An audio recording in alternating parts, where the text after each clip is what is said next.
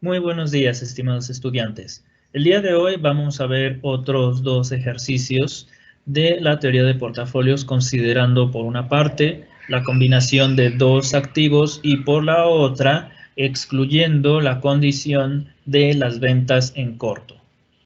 Bien, como les comentaba, esta es las condiciones que vamos a manejar en el siguiente ejercicio a realizar.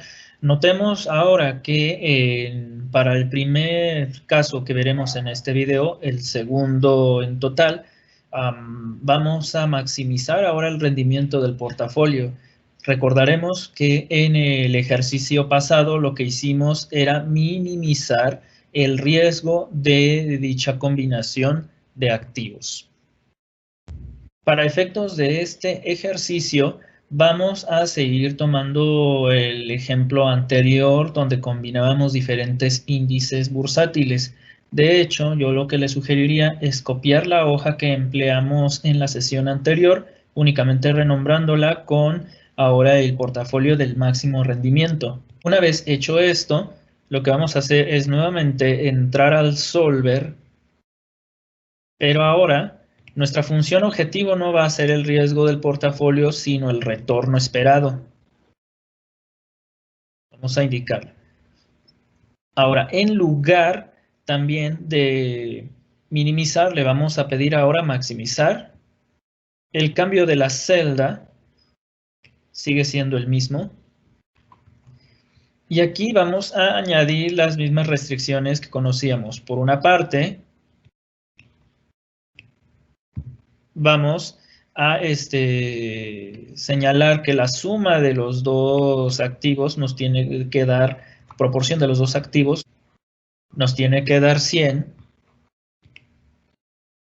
Y por el otro lado, digamos a manera de precaución, vamos a agregar otra restricción en donde le diremos al programa que la otra proporción, es decir, el activo complementario, en este caso el Nikkei, tiene que ser mayor o igual que 0. ¿Esto para qué? Pues para evitar las proporciones negativas.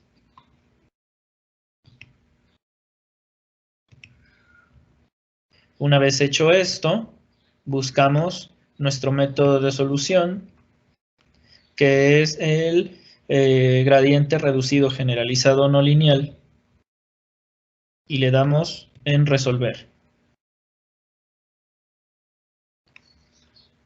Bien, se ha encontrado la solución, le damos en aceptar, y notemos qué es lo que pasó aquí. Estamos observando que bajo este procedimiento, con las condiciones que hemos establecido, pues la solución indica a que todo el 100% de los recursos deberían irse al IPC y prácticamente no invertir nada en el Nikkei. Y observamos, por lo tanto, que estos datos pues van a ser los mismos que aparecen para el caso del IPC de México de manera solitaria. Aquí la cuestión sería preguntarse, pues, ¿qué ocurrió? Lo que podemos deducir es esto: dado los tipos de activos que seleccionamos y los periodos de tiempo que teníamos a nuestra disposición, pues no había condiciones para que pues estos activos pudieran combinarse y generar un rendimiento superior al de uno de los dos. En este caso, el IPC de México. Por lo tanto, en este algoritmo o bajo el procedimiento que hemos realizado, se concluyó que la mejor solución era seleccionar un solo tipo de activos.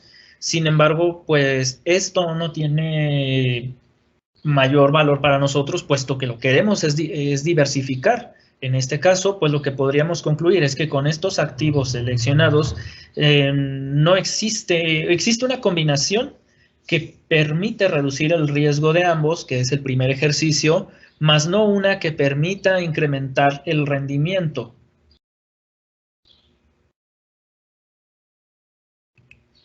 A no ser que hagamos una tercera prueba considerando lo siguiente.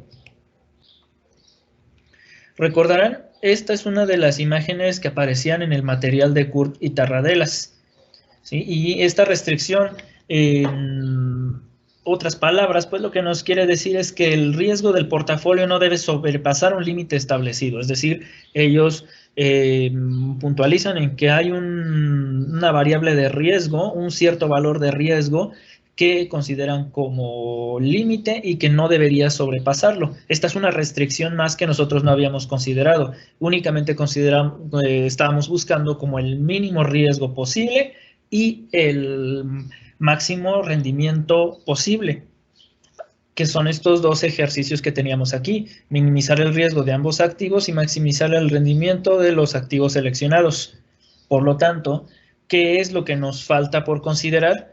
Pues nos faltaría considerar la probabilidad o el escenario en donde nosotros pudiéramos hacer una combinación de activos de tal forma que por un lado se minimice el riesgo y por el otro se maximice el rendimiento al mismo tiempo. Para ello vamos a generar otra hoja más similar a las que hemos hecho. O sea, yo les sugeriría fervientemente copiar las hojas para que las fórmulas, todo se quede igual. A esta, pues bueno, yo le puse una anotación de portafolio máximo rendimiento, riesgo establecido. Y para formularlo, vamos a hacer lo siguiente. Nos vamos al solver. En el solver vamos a pedirle, por un lado, maximizar el riesgo. Vamos a pedirle cambiar nuestra única celda, pero ahora vamos a añadir una serie de restricciones.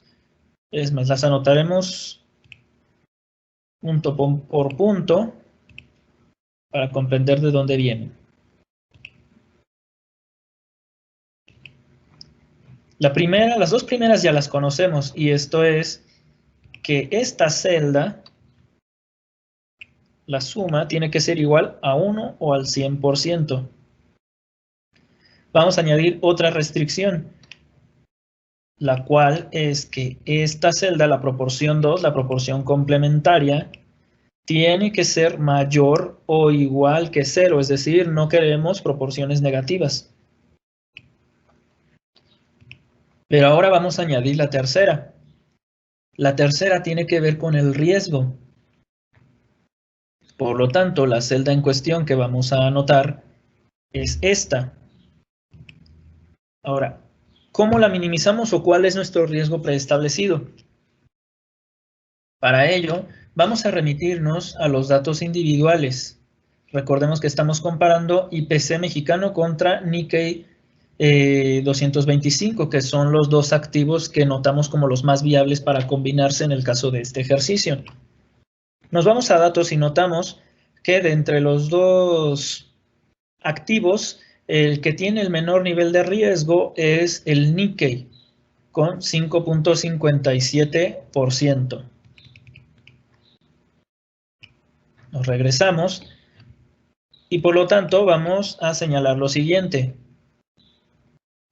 Vamos a poner que la celda objetivo, en este caso el resultado de la fórmula del riesgo, tiene que ser menor o igual al riesgo más pequeño de entre los dos, es decir, el 5.57%.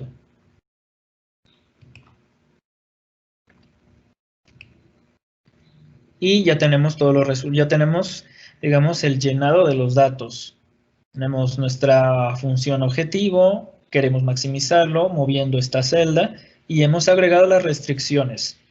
Es decir, la proporción complementaria mayor que 0, la suma de los dos valores igual a 1 y la nueva restricción que hemos añadido, es decir, que el riesgo sea menor o igual que un valor preestablecido. En este caso estamos tomando el riesgo o el riesgo del activo que tiene el menor valor de entre los dos que hemos seleccionado. Y una vez hecho esto, le damos en resolver.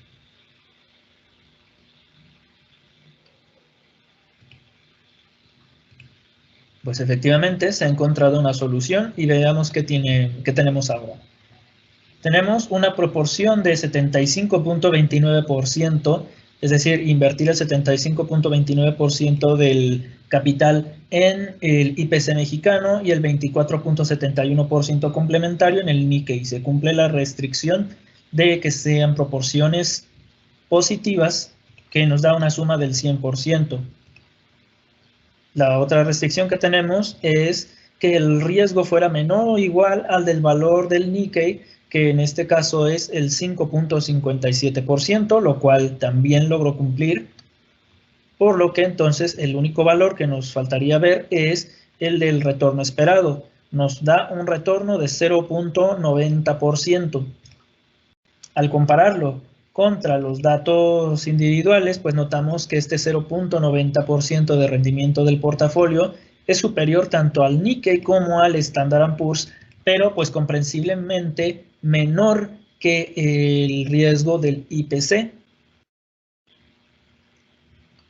Por otra parte, pues notemos que el riesgo alcanzado, el riesgo que se espera obtener con esta combinación es de justamente el 5.57.